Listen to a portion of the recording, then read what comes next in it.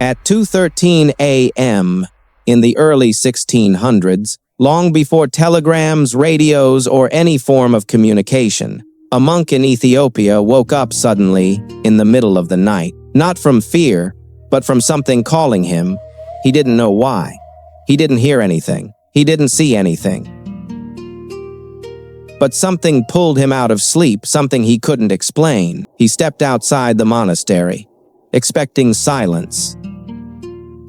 Instead, he heard a prayer, not whispered, not shouted, not sung. A prayer carried on the wind, clear, steady, and strangely familiar. He froze because the voice wasn't Ethiopian. It wasn't from his region. It wasn't from anyone he knew. It sounded foreign, ancient, heavy. And at that exact moment, thousands of miles away, another monk in Armenia woke up to the same prayer, same hour, same tone, same words. 2 continents, 1 prayer. But then, something strange happened. The Ethiopian monk tried to follow the sound.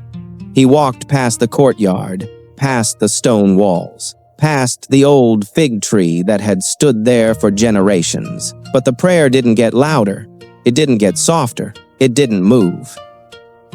It stayed exactly the same, as if the air itself was speaking. Meanwhile, in Armenia, the second monk stepped outside his monastery.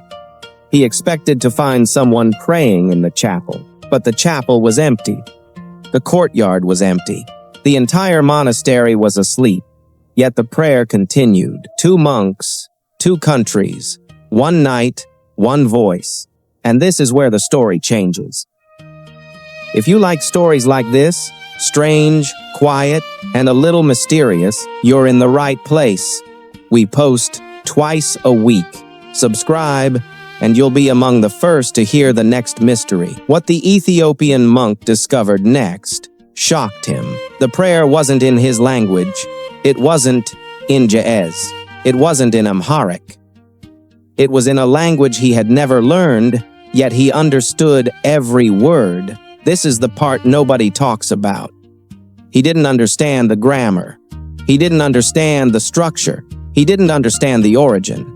But he understood the meaning. The prayer was asking for protection, not for a person, not for a village, but for a generation. At the same moment, the Armenian monk realized something similar. The prayer wasn't Armenian. It wasn't Greek. It wasn't Latin, but he understood it too. 2 monks hearing a prayer in a language they never learned, yet both understood it perfectly. This detail changes everything. But here's the twist. Months later, a traveling priest from Armenia visited Ethiopia. He carried with him a small journal, a record of strange events he had witnessed. Inside the journal was a description of the Armenian monk's experience. The Ethiopian monk read it and dropped the journal, because the Armenian monk had written the exact same prayer he heard, word for word, even though the Ethiopian monk had never met him, never heard of him, and never seen the language before. 2 monks, 2 continents, 2 languages, 1 identical prayer. What happened next feels impossible. The journal also recorded the exact hour the Armenian monk heard the prayer. It matched the Ethiopian monk's hour perfectly. Not around the same time. Not close. Not similar. The exact hour. And then the revelation hits. The prayer wasn't meant for Ethiopia. It wasn't meant for Armenia. It wasn't meant for a single region. It was meant for the world, a prayer that traveled across continents, not carried by wind, not carried by messengers, not carried by human voices, but carried by something older, deeper, and beyond explanation. Here's what this story really reveals. Some prayers are not spoken by people. Some prayers are spoken to people. Some messages don't travel through sound. They travel through spirit. Some mysteries don't cross borders. They cross generations. So what does this story teach us?